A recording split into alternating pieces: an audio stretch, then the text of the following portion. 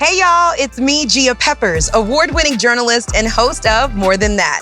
Now we're taking our sonic journey from radio to TV, raising awareness about the issues that impact our communities to create solutions for the future. Welcome to a new journey of More Than That. From the top of the Culver City stairs to the vibrant streets of South LA, Los Angeles has a setting for everyone. It also serves as the blueprint for the wellness and beauty industry, a $3.5 trillion market. But we rarely talk about the Black women who have made their wealth through hair and beauty, or the countless women who have sustained this industry over time. So we're taking you behind the scenes with two business owners who are carrying on the legacy by creating their own beauty products and impacting our community's well-being for the better. To all those who love to boss up and live the soft life, this episode is for you. Before we get into it, we want to thank Buick for sponsoring this episode. Buick is a brand that shares our commitment to well-being and healthy, happy living. Every Buick is designed to help you live your best life with all the latest technologies to keep you in the flow. Find out more about their all-new stylish and tech-savvy Buick Envista at Buick.com. Today, I'm headed to the Blackbird Collective, an incredible Black woman-owned co-working space, to talk with someone who knows the complexities of our experience in the beauty industry. Ofunne Amaka's brand, Cocoa Swatches, offers makeup recommendations that cater to a variety of skin tones. And now she's using her new lip gloss line, BARE, to ensure every shade of melanin is properly represented. I am here with Ofunne Amaka, the founder of Cocoa Swatches and BARE, period. I'm so excited to chat with you today about the booming beauty industry and the role you play in it, which I think is so incredible because it's all about inclusivity and making sure the melanated girls have what they need. Okay. I need that. Thank you for doing that. Representation, all the things. Yes. Now I have to ask you, first off, how did you create and curate Cocoa Swatches? I could never find any kind of information.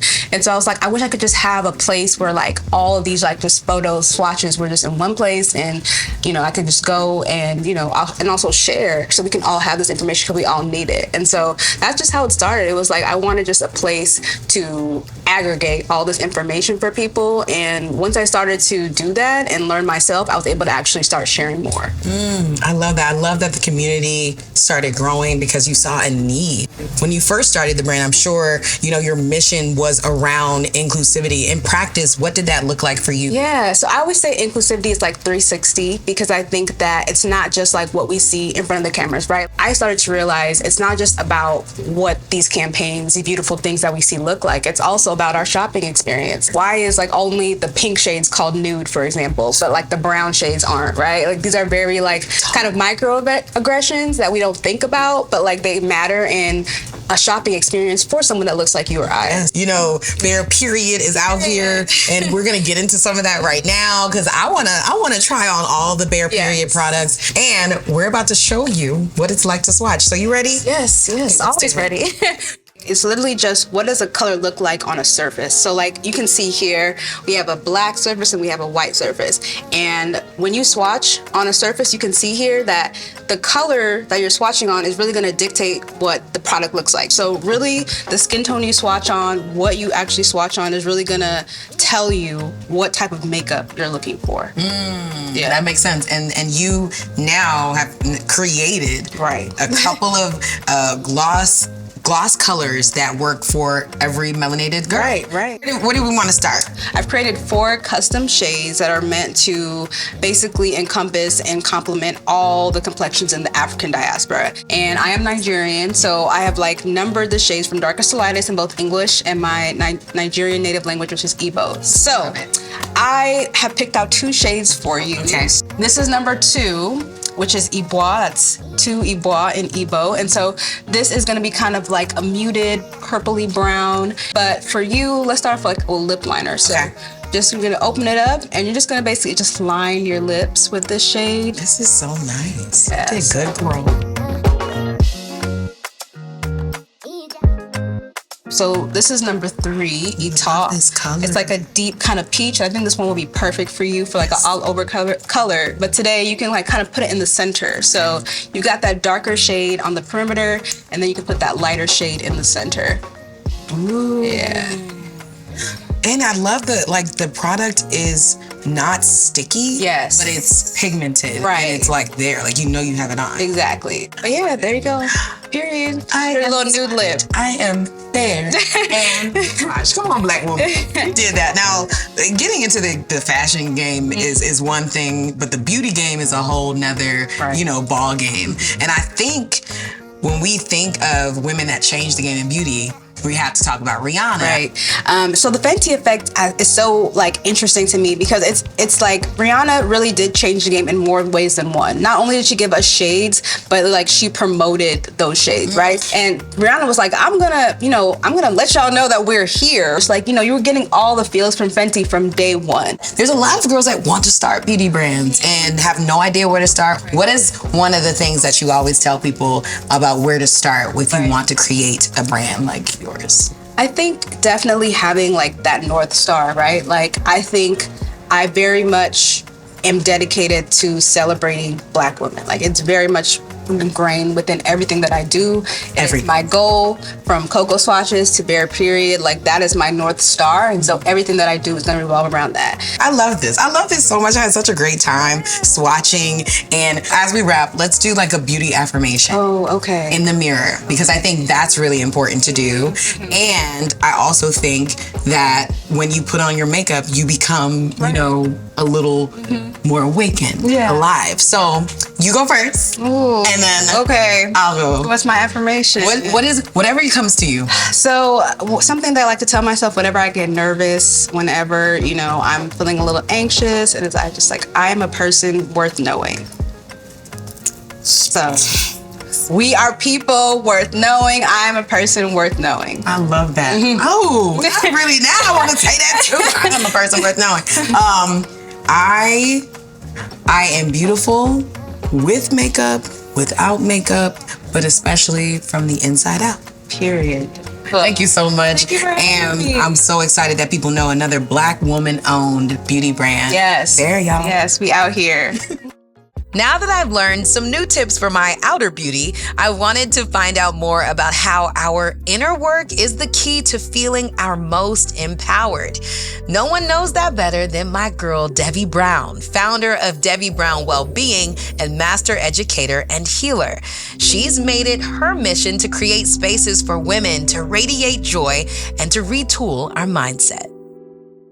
All right, everyone, I am here with one of my sister friends. Devi Brown is here today. Thank you so much for being here, sis. I'm so happy to be here with you. Devi Brown is the founder of Devi Brown Wellbeing and a master educator and healer. And today, we are really going to get into this wellness conversation and even do a meditation experience. So y'all, I'm telling you now, I might cry. It's okay to cry. It's all about the journey of wellness and healing. And so I'm so excited to have you here today. How are you? I am feeling deeply, deeply well. Deeply well. Starting there. I think, just for the purpose of today, for anyone who might not know how you got started, before we start, what is the Devi Brown Wellbeing journey? Tell us a little bit about how you got to this point in your career. I was always a really deeply intuitive child who was fascinated by human transformation. And when I thought about what I wanted to be when I grew up, I was split between wanting to be someone in broadcasting and wanting to be a psychologist. But I found myself for 15 years with a career in media. And the thing that I loved about that life was I got to use my voice in service to others, and I got to connect with people. Now, before we move through this, I really want to talk about wellness. How would we define wellness?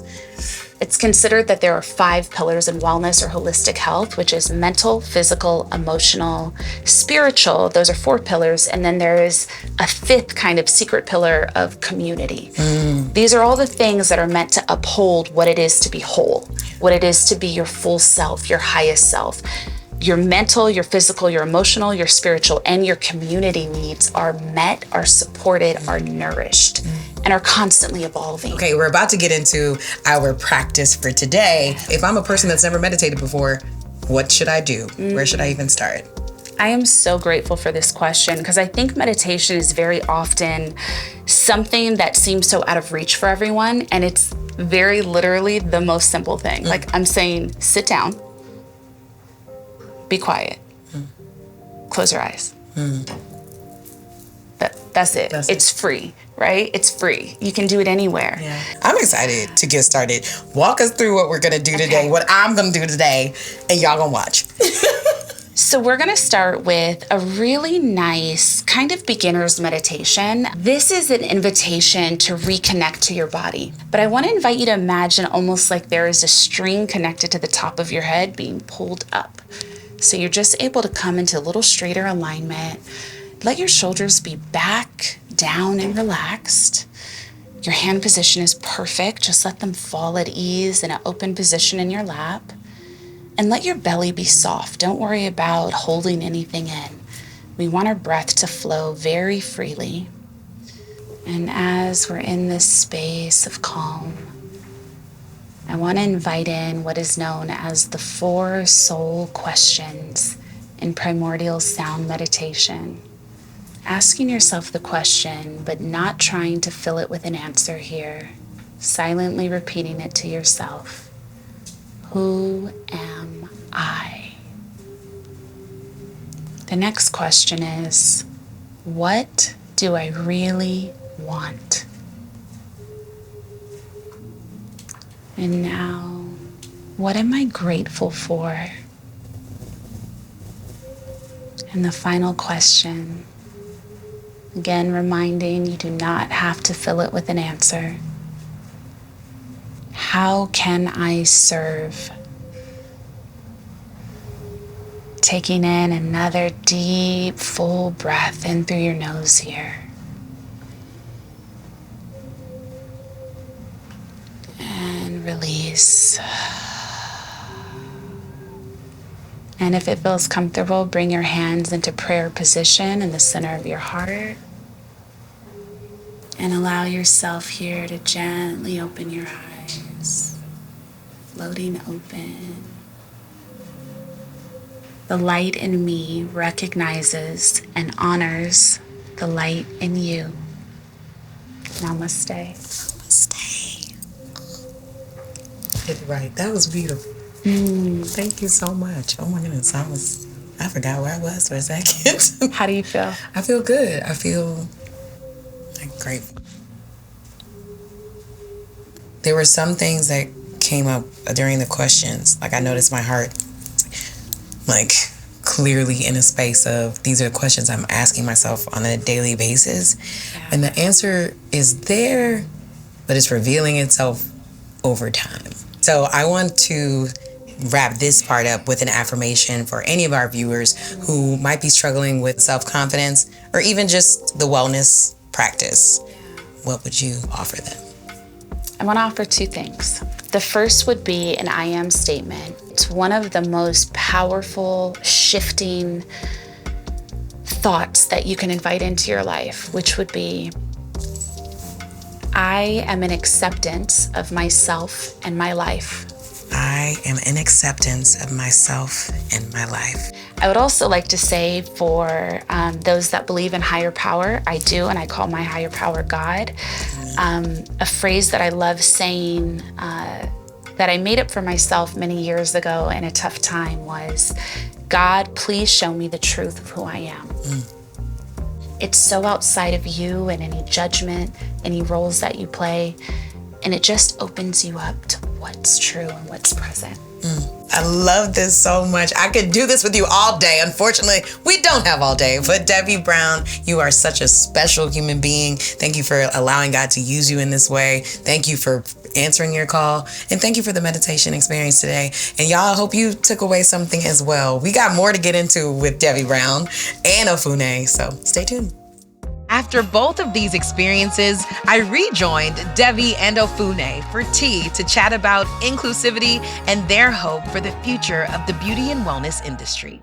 I have loved spending time with you all today. I know we are getting to the last part of the day, but thank you for allowing me to swatch your brand. Thank you for allowing me to experience guided meditation. And now I really want to get into the behind the scenes of beauty and wellness, the authenticity behind it, but also the space it creates for Black women to flourish in all different ways. And so again, you both bring community together in such authentic ways. I love to watch what you do within your communities. What's the impact that being your true self makes on a larger scale? And Devi, I'll start with you on this one.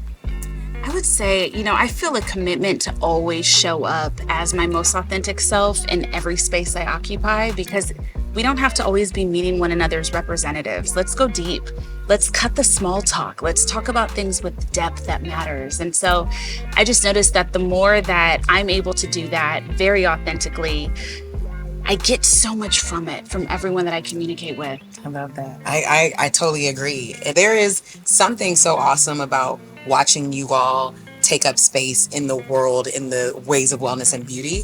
But as a society, especially during these trying times, how do you think we can uplift each other more? I mean, I think the first thing that comes to mind for me is just giving each other grace.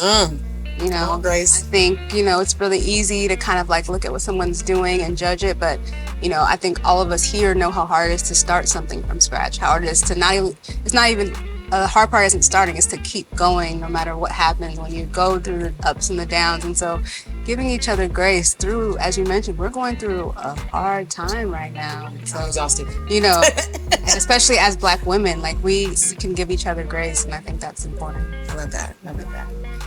For me, I would say the premier solution to every issue I see, especially in community building, is integrity. And I think when each of us is committed to our personal integrity, it becomes really simple to be in community with each other. There is a reciprocity at play. I love that idea of the reciprocity, especially because I think we also live in times where people feel like they've been cheated. And in many spaces where Black women feel safe, I think is so important. Even like the Blackbird Collective that we're sitting in is so important because it's Black women owned and Black women centered. So when we think about equity and in beauty and wellness, in what ways would you like to see it change and make sure that Black women are centered in these spaces where historically we might not have been? Those barriers to entry were created by, upper class white men, especially in beauty. A lot of the CEOs back in the day were rich white men. And so we need to break down those barriers to entry and make it easier for everyone who's coming after us to do what, we're trying to do. For so long, a lot of the spaces in wellness were so white-centered that it was absolutely harmful to any other person that walked into that space. Like, you'd actually walk out with the opposite of healing. You'd become even more against yourself from being in some of those spaces.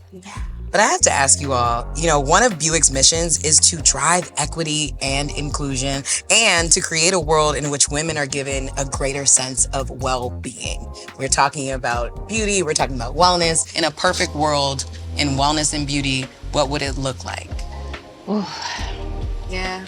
I'd want to see so many systems need to be broken down and rebuilt to make what I'm about to say happen. But there is no real ability to change and heal without free time and creativity. Ooh.